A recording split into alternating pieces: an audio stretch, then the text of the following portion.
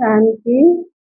आज 21 जुलाई 2026 के बाबा के अनमोल मधुर महावाक्य सुनेंगे।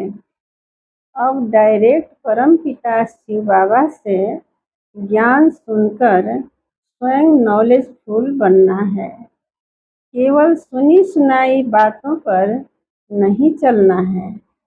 अच्छे पुरुषार्थी की पहचान माँ बाप ब्रह्मा सरस्वती को फॉलो करना, नियमित याद में बैठना तथा अचल अडोल और स्थिर रहना है।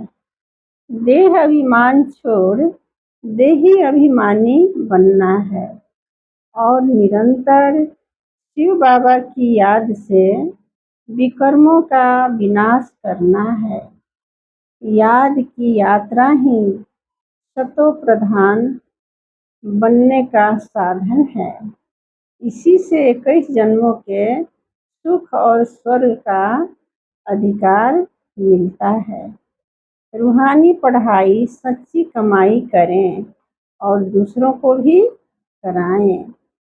हर घर में बाप का संदेश पहुंचाएं कि अब घर वापस चलना है।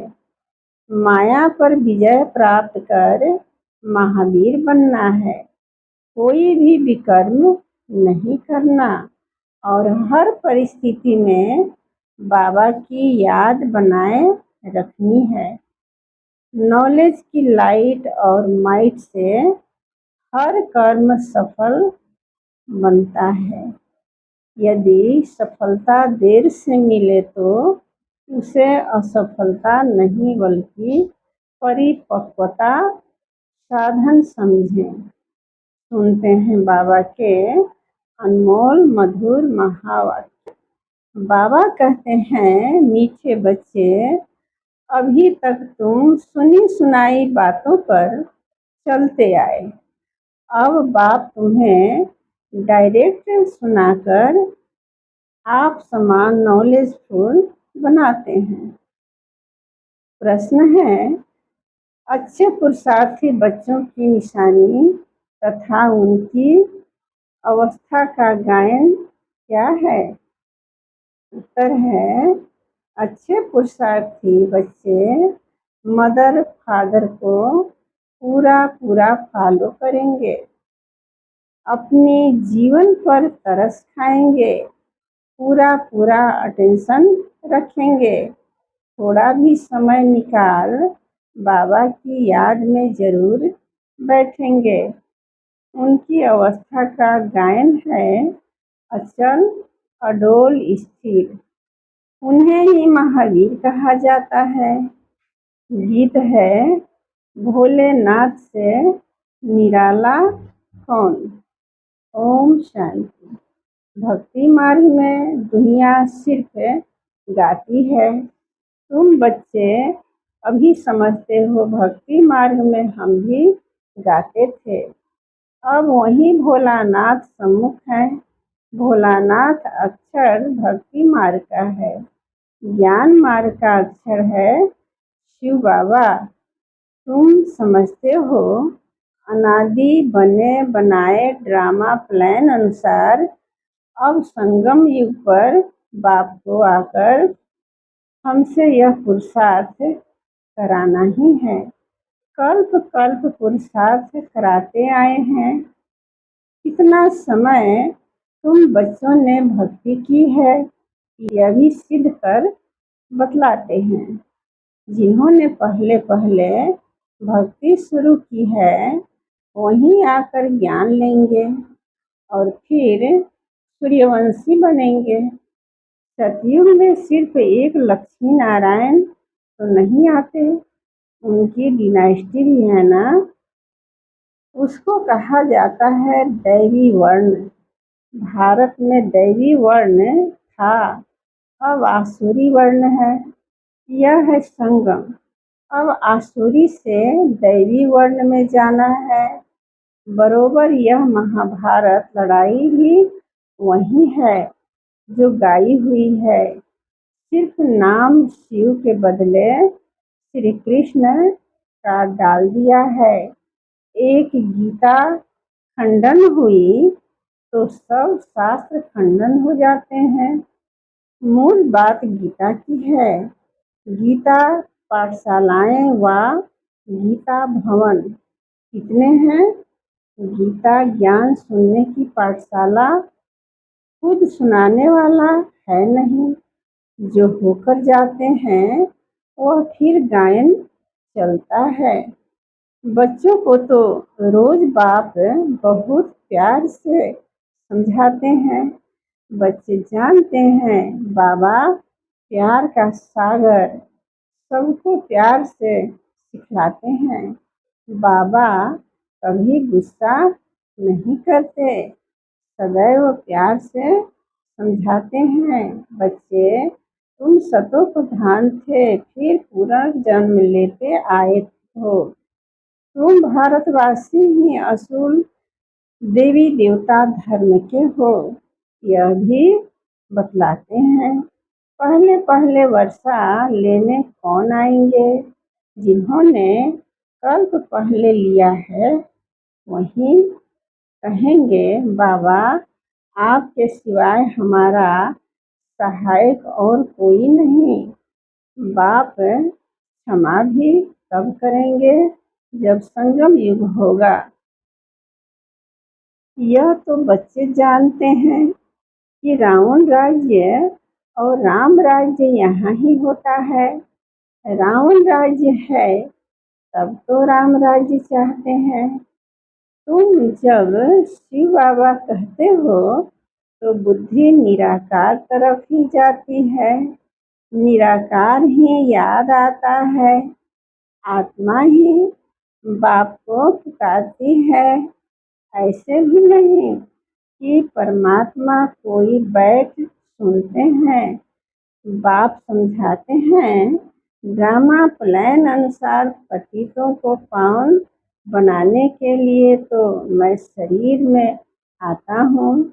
ऐसे नहीं कि पुकार सुनकर आता हूँ।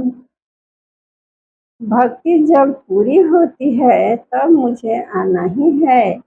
यह समझने की बातें हैं। वह समय आता है बच्चे पुकारने लगते हैं। यह तो कहाँ लिखा हुआ नहीं है कि कब आएंगे। उन्होंने कल्प की आयु रौंग लिख दी है। यह चित्र घर घर में होने चाहिए। जो रोज देखें और याद करें कि यह बाबा, यह दादा, यह वर्षा।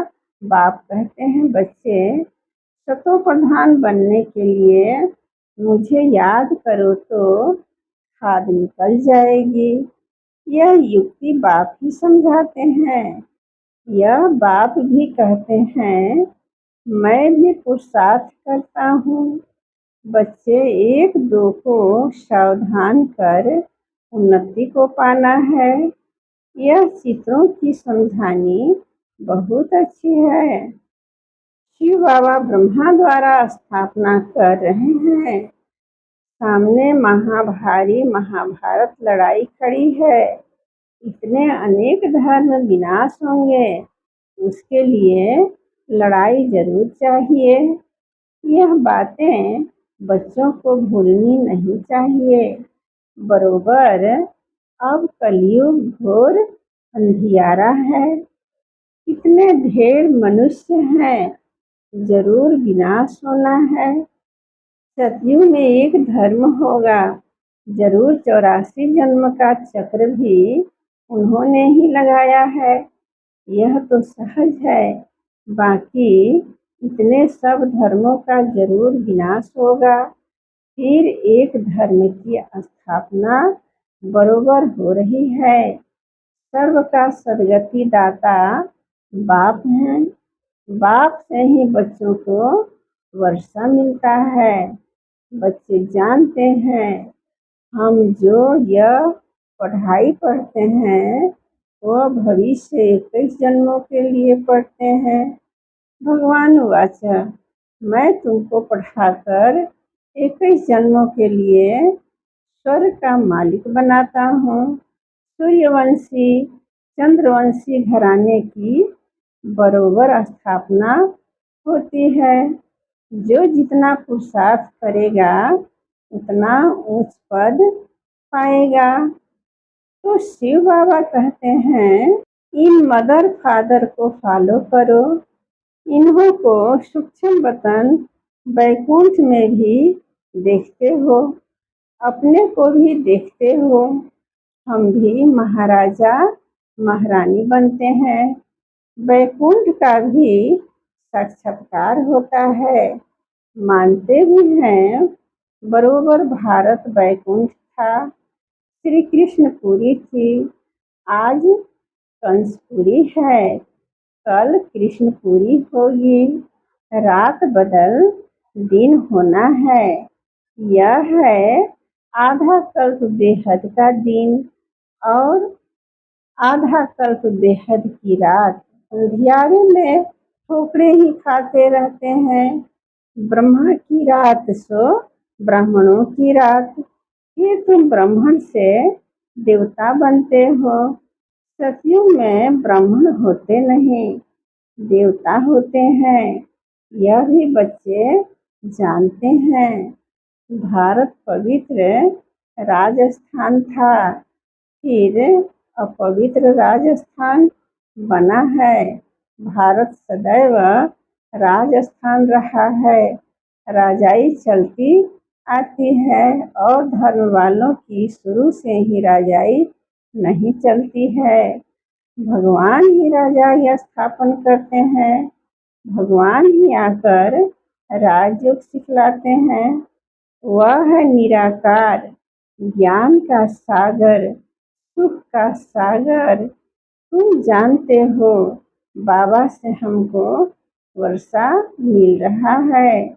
जरूर हमारे पुरुषार्थ की देरी है। जितना जो पुरुषार्थ करेंगे, जितना रास्ता बताएंगे, बाप कहते हैं, मुझे बाप को याद करो तो तुम पतित से पावन दुनिया के मालिक बन जाएंगे। कितना सहज है।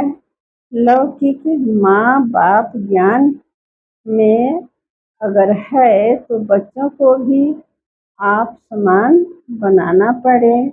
माँ बाप सच्ची कमाई करते हैं तो बच्चों को सच्ची कमाई करानी चाहिए। कोई कोई बच्चे अच्छे होते हैं, कहते हैं हम रूहानी पढ़ाई पढ़कर घर घर में यह पैगाम देते रहेंगे। बाप भी कहते हैं कि पैगंबर और मैसेंजर मैं हूँ। तुमको मैसेज देता हूँ कि घर चलो और धर्म स्थापक तो सिर्फ आकर अपना अपना धर्म स्थापन करते हैं। मैं सबको मैसेज देता हूँ कि अब वापिस चलना है। यह दुनिया अब रहने के लायक नहीं है। मुझे याद करो तो पावन बन जाएंगे। तुम पावन थे, फिर रावण ने पतित बनाया है। मैं फिर पावन बनाने आया हूँ। थोड़े समय में ही यह वापस आदि चलेंगे तो समझेंगे यह वही महाभारत लड़ाई है। तो जरूर भगवान ही होगा, परंतु वह समझते हैं गीता का भगवान श्री कृष्ण है। कितनी मुझ है, मुझे नहीं होते तो भगवान को आने की क्या दरकार। भक्ति मार्ग को भुलैया का खेल कहा जाता है। अब बाप कहते हैं, मुझे याद करने से सब भूलें खत्म हो जाएगी। आगे अपने को देह समझते थे, अब अपने को देही समझते हो। यह सावधानी बाप ही देते हैं कि बच्चों देही अभिमानी बनो। यहाँ तुम बाप के सम्मुख बैठे हो, वहाँ सेंटर्स पर बच्चियाँ बैठ समझाएगी। कि शिव बाबा ऐसे कहते हैं। यहाँ तो डायरेक्ट बाप कहते हैं, मैं आत्माओं से बैठ बात करता हूँ। तुम बच्चे जानते हो, बाबा इन द्वारा हमको समझा रहे हैं। यह बड़ा कल्याणकारी मेला है। बाप कहते हैं, निरंतर मुझे याद करो। बाबा से हमको स्वर्ग का वर्षा लेना है।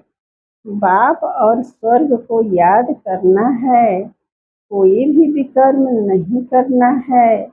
अगर विकर्म करेंगे तो 100 गुना बन जाएगा। विकर्म कराने वाली है माया, उस पर जीत पानी है। इसलिए हनुमान महावीर की कथा है। तुम हनुमान महावीर हो ना। हम तो बाबा के बन गए, माया से हार नहीं सकते। तो बाबा को याद करते करते शतोप्रधान विक्रमादित्य बन जाएंगे। नहीं बनेंगे तो अपना पद भ्रष्ट करेंगे। पुरुषार्थी बच्चे जो होते हैं वह अपनी जीवन पर तरस खाते हैं। कुछ भी हो जाए, याद की यात्रा में रहेंगे, अचल अडोल स्थिर रहेंगे। विनाश तो होना ही है। सबके काका, चाचा, मामा, गुरु, गोसाई आदि सब खत्म हो जाते हैं। सतगुरु कहते हैं, मैं तुमको साथ ले जाने वाला हूँ। मनुष्य तो बिल्कुल अंधियारे में है। तुम जानते हो, शिव बाबा हमको साथ ले जाएंगे। कहते हैं ना, काल खा गया परंतु मैं तो तुमको शांति धाम में ले जाता हूँ। आत्मा शरीर छोड़ चली जाती है, काल नहीं ले जाते हैं। आत्मा को निकलना होता है। अब तो मैं खुद आया हूँ तुमको वापिस ले जाने। बाबा कोई मारने आया है क्या? नहीं, तुमको पुराना शरीर छोड़ना है। आत्मा तमो प्रधान से सतो प्रधान होनी है। अब 5 तत्व भी तमो प्रधान है, इसलिए शरीर भी ऐसे बनते हैं। वहाँ सतो प्रधान तत्वों से तुम्हारे शरीर भी गोरे बनेंगे। बाप कहते हैं, मैं फिर से सतयुगी आदि सनातन देवी देवता धर्म स्थापन करता हूँ। तुमने 84 जन्म भोगे हैं। तुम अपने धर्म को भूल गए हो और कोई अपने धर्म को भूले नहीं है। तुम अभी जानते हो, हम असल में देवी देवता धर्म वाले इतने ऊंच से फिर नीच कैसे बने हैं? बाप बैठ कल्प कल्प तुमको ही समझाते हैं। तुम फिर औरों को समझाते रहेंगे। अब 84 का चक्र पूरा होता है। विनाश सामने खड़ा है। स्वर्ग का मालिक बनने के लिए अपने को लायक बनाना है। वह बनना है याद से। सुबह को उठ बाबा को याद करो। बाबा वंडर है। आप कैसे आते हो? कैसे आप सम्मुख बात कर रहे हो? वह है सुनी सुनाई भक्ति मार्ग की बातें। अब तो हम आत्माओं को आप बाप मिले हो। आत्मा को बाप मिलता है तो उस प्यार में आकर मिलते हैं। बच्चे बाप के साथ बहुत प्यार से मिलते हैं। यहाँ तो वह निराकार बाप है, गुप्त। इसलिए बाबा हमेशा कहते हैं, इनसे मिलते हो तो शिव बाबा को याद कर मिलो। मनुष्य तो कुछ भी नहीं जानते हैं। तुम्हारे में भी जो कोई जानते हैं, मेरा बनकर फिर भूल जाते हैं। देह अभिमान में आ जाते हैं। प्रतिज्ञा भी करते हैं, बाबा मैं आपका हो चुका हूँ। मेल चाहे फीमेल, दोनों की आत्मा कहती है, परंतु शरीर में है तो मेल कहता है आपका बन चुका हूँ। फीमेल कहेगी मैं बन चुकी हूँ। बाबा हम आपसे पूरा वर्षा लेंगे, पूरा याद करेंगे। याद बिगर कट निकल नहीं सकती। तमोप्रधान से सतोप्रधान बन नहीं सकते। सतयुग में तुमको अखंड अटल सुख शांति संपत्ति का 21 जन्म राज्य मिलता है। स्वर्ग का रचयिता बाप जरूर अपना वर्षा देंगे। गाते भी हैं, परवाह है पार ब्रह्म में रहने वाले परम पिता परमात्मा की। वह तो एक ही बार आते हैं। यह भी समझने की बातें हैं ना, कई तो समझते ही नहीं। आगे चल आँख खुलेगी। थोड़ी बड़ी लड़ाई लगे, वास्तव में यह यज्ञ रचा हुआ है, लड़ाई भी है। इस यज्ञ का किसी को पता ही नहीं है। रुद्र ज्ञान यज्ञ रचा ही था कि विनाश हो। वह फिर यज्ञ रचते हैं कि विनाश न हो, शांति हो जाए। यह यज्ञ फिर भी रचेंगे। उनको यह पता नहीं है कि विनाश होगा, फिर क्या रहेगा। अभी तुम बच्चे सारे विश्व के आदि मध्य अंत को जानते हो। सबकी बेहद की जन्म कहानी को जानते हो। ऐसे कोई नहीं जो कहे कि परमपिता परमात्मा की हम जीवन कहानी बताते हैं। परमात्मा को ही सब बुलाते हैं ना, घड़ी घड़ी याद करते हैं। कहते हैं ना, भगवान ने यह बच्चा दिया, यह किया। कोई कोई यह समझते हैं जिसकी वस्तु थी उसने ले ली। ऐसे भी कोई समझदार पुरुष होते हैं। अनेक प्रकार के मनुष्य हैं। अब तुमको बाप मिला है तो बाप को ही याद करना है। याद से ही कमाई होती है। तुम विष्णुपुरी के मालिक बन जाएंगे।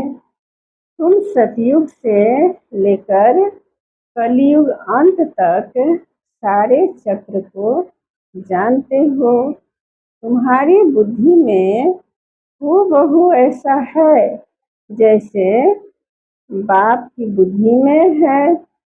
इसलिए उनको ज्ञान का सागर नॉलेजफुल कहा जाता है। अभी तुम बाप से वर्षा ले रहे हो। तुम बच्चों को अचल स्थिर रहना चाहिए।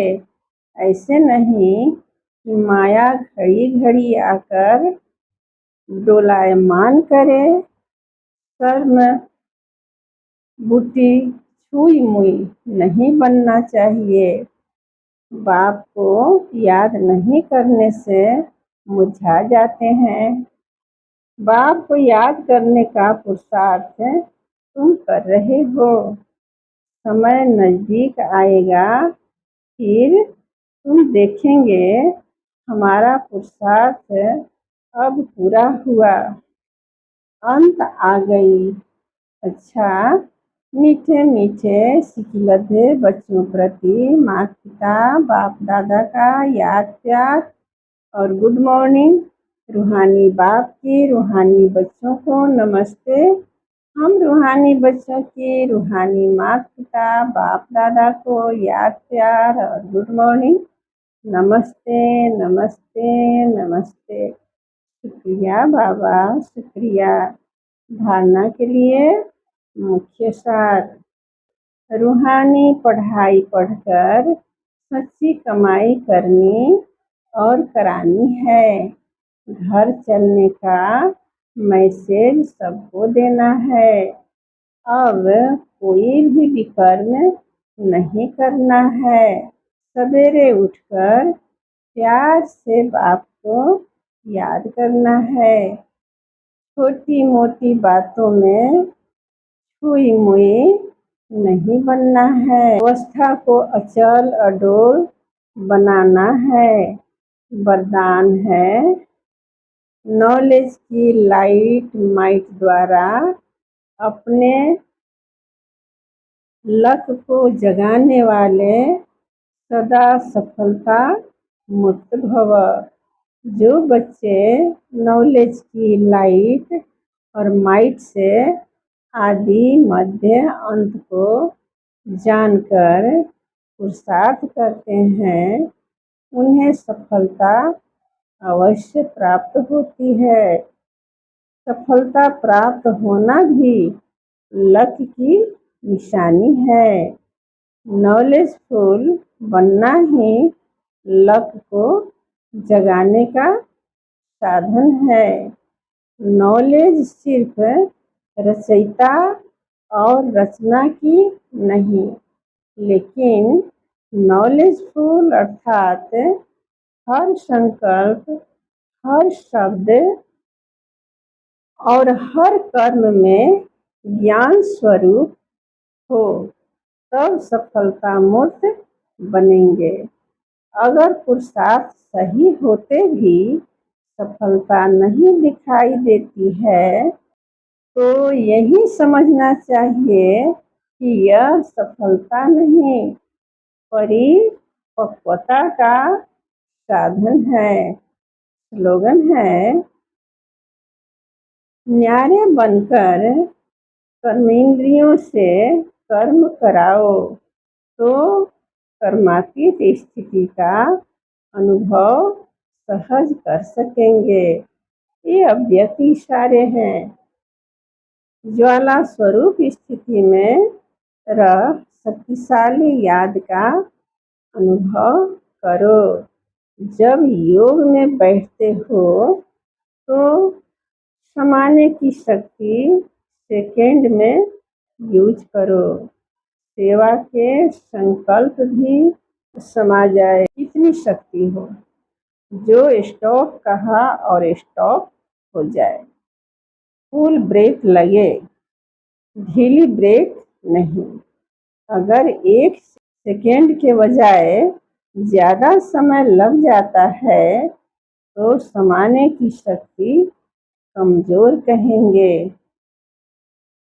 ओम शांति।